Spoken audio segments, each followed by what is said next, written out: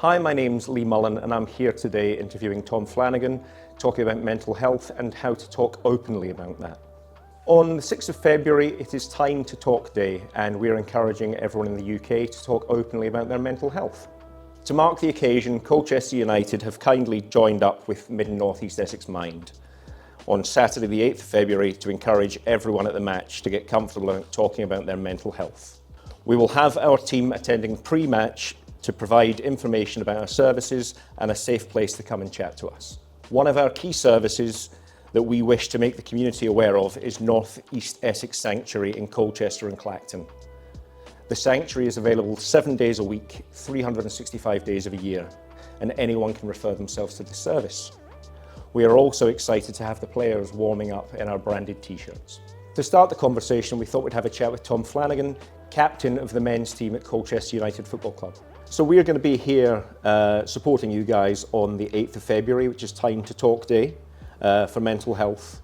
How would you get across to the fans or to your friends and family about taking the time to talk about their mental health and how to step forward with that? What's the next stage? From the fans that I see, especially coming here, we've got a very loyal group, and I can imagine that on the terrace there's groups of people who always sit together and things like that, and probably just pulling someone who you find close to you, and you might have some problems at home, and you might not want to tell someone at home about it. So it might be nice and take a bit of pressure off if you can get it off your chest and your shoulders and say it to one of the other fans that you sit with. And I mean, like with you guys being here on the 8th, I'm sure there'll be some availability for workshops and things like that. I know the community at the club, they do a drop-in, which, that's called Team Talk. And that group of guys and girls actually visited the training ground and had a kick around at the training ground with one of the players about 3 weeks ago. Yeah. And they were all Colchester fans, and kind of there was what I remember. One of the boys was telling me about it. There was one guy, and he only came to football. It was like the only time he left the house because his daughter had been nagging him to do it, and it had become, like we've just spoken about, his routine. Yeah. He has to go to football on Saturday. So being able to talk to the club, talk to your fans, because I think, like we've touched on as well, people are so much more willing to help now than you probably think. When you're in a dark place, you think there is no help. Yeah. I can imagine it is like that. So and using the charity like mine, they've been a Football League sponsor for so long, it'll be very easy to get their details. So when I was very unwell back in 2022, I was signed off. I was under section, and when I left I had limited capacity for work and work-related activities, so I teach karate twice a week. I don't feel like I'm doing enough. So doing something to help mind and people who have got mental health problems, I get reward in that. Right, okay, I see, Yeah, never feel like I'm good enough. But if I'm helping other people, that's good. That's just like a personal thing, is it? Yeah. Yeah, I see. Yeah. I've been in football for like a long time, and from what it was then to what it is now is like completely different, and we're really lucky that we play a team sport. Yeah. Because like the singular sport, like what you do, I had a friend, he was an unbelievable tennis player, and he fell short and he didn't have anyone else to blame. Yeah, so, you're on your own. Like psychologically, he really struggled with it, and he got sectioned. I'm not sure what number it was, I didn't know it was numbered, but he still struggles to this day, and that was from like being like a sole sport person, so he didn't feel like he had anyone to talk to, whereas like I've come here today from a dressing room with 30 lads in. Yeah. I'm not saying I'm going to go and pour my heart out to them all, because that's just not.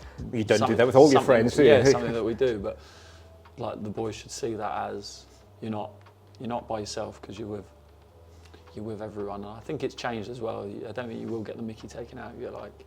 No. Like when I started, if someone had come up with like, oh, I'm feeling a bit sad today or whatever, it would have been like, well, you're about to get it ripped out of you for the rest of the day, maybe the week. Oh, Sado over there. Yeah, exactly, but that's not the case now, is it? So I think that's But I see that my partner's sons play football, grassroots, and he's a defender, and I go watching Sundays, and if a goal scored against them, look at the defender. Yeah. Those, poor. That's what I do to the goalkeeper. Yeah, it all sort of breaks down. The goalkeeper. Well, it's down to you. Yeah, if you save one goal, brilliant. If you let any in, yeah, well, that's all, a tough thing. It's isn't it? all levels of kind of pressure, isn't it? You get your centre forward, he can play awful all game and score one goal, and everyone gives him a round of applause. You can make one mistake as a defender, and especially as a goalkeeper, and it goes in the back of the net, and you lose the game, and you could have had the best game ever, but that's all you're remembered for. So I'm guessing you have to keep them motivated as the captain as well. Levels of pressure, yeah, I do. I feel like I'm not always like a really positive person, but I can be very positive, and I feel like I read people quite well. I think that's one of my strengths. I think that's why I was asked to be the captain, because I know when I can shout at someone. I know when I've probably shouted at them a bit too much, and then I need to change kind of like tact. Yeah. I do think it's an age thing, for sure. I think that is something that you just kind of, as you grow up, you mature with, and again, going back to my younger days, you used to get chased around if you give the ball away and things like that. Like, people wanted to kill you. Whereas now it's just not like that. It's a bit more, obviously you've got the old school people who are a bit like, oh, it's all kisses and cuddles now. But I think it's more that people do take into account people's minds. Yeah, and it's within the school education system now that, Oh, right, okay. I didn't so, know that, people are caring about the children's well-being. Oh, yeah, so that should extend and be a global thing. Yeah, not, of course. Okay, be nice to each other, but just not on the pitch. Yeah, exactly. Yeah. And getting that from parents shouting at the kids, or it's like a human level as well, isn't it? Which I know doesn't happen every day of the week. I do get that, but it's kind of, I sound a bit corny saying it almost, but it's like treat others how you'd like to be treated. I don't mind people shouting at me on the football pitch and things like that.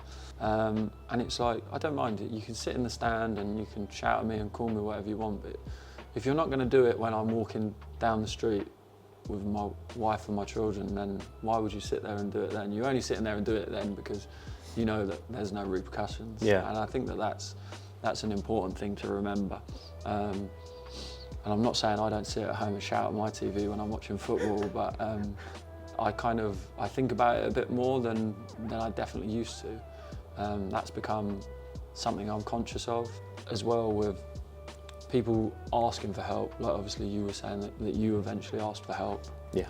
I think that is important. And I'm not sitting here saying that I feel like I could do it.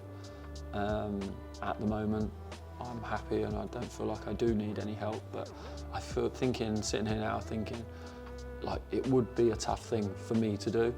I think I would maybe speak to my wife about it and she'd probably nag me to do something about it, and eventually I would, but it would take some nagging, whereas that shouldn't probably be the case. It's a big thing to recognise that I'm feeling low. I certainly, when I've struggled, I haven't known when I'm feeling low. Right, my partner will say to me, tell me if you will tell me, I'll tell you if I know. It's more likely that you'll see it in me rather than me seeing it in myself. Yeah, so did someone highlight it to you? Well, I was really struggling last night. Just done a HIT class. Oh, really? And God, I'm overwhelmed, I suppose, in a different context. I would have been having a panic attack, but I could have gone from that to that, battle ropes, kettlebell swings, press-ups. I haven't got a handle, I've got no control on this. Right, okay, yeah. But fortunately with the help and support I've had, for that? I could verbalise that. But when I was in hospital, the specialist said to me, you need to tell us how you're feeling. And I don't know how I'm feeling. I'm feeling lots. Particularly as men, it's not often put in there. If we don't talk about it, and I do talk about it now and I've talked to my friends. Yeah. But sometimes I don't want to worry them. I don't want to say that there's anything wrong with me because I don't want you to worry about me. Yeah. Do you have other friends reciprocated, speaking to you how they feel because they know that you've confided in them? I think as I've got older as well, that through years and years of living through stuff as well as childhood stuff, that we've all got some trauma. And to pretend that everything's fine, that social media thing, stop arguing, selfie, we're done, then back to it. So, I suppose talking to people who have been through stuff and open about it. And for me, if I don't go to the gym, I am cranky. I need that for my mental health. Yeah. And sometimes for me as well, it can be an unhealthy thing as well. That Yeah, I if suppose I'm not it could suffering, go the other way. It could, Catholic guilt that I'm beating myself. That if you're not suffering, you're not doing it right. I know people who, and I've read books about people who've been that way inclined, doing Ironmans and things like that, where they're in physical, and visible pain, but they can't not do it. So I suppose there's a fine line, and I think one thing from speaking to, I'm at the age now where some of my friends have retired from playing and things like that, and they say that they struggle with the routine, and it's the routine of, like you were saying, that you teach 2 days a week, and then you'll go to the gym however many times you go to. But then if, let's say for argument's sake, like COVID, and the gym shuts and you can't do it, and then you can't teach because there's no one to teach and things like that, and you're just like, what do I do now? And it's that uncertainty and that routine. I feel like my heart is in a routine as well, and it needs to be worked and it needs to be exercised, and I think that's where people get unstuck and probably start to struggle, I think. It got me with my identity that because I wasn't teaching for a while when I was really unwell, and I was referred to as the gym guy. I'm not the gym guy, I'm the karate guy. My personality's being stripped away from me, the yoga guy.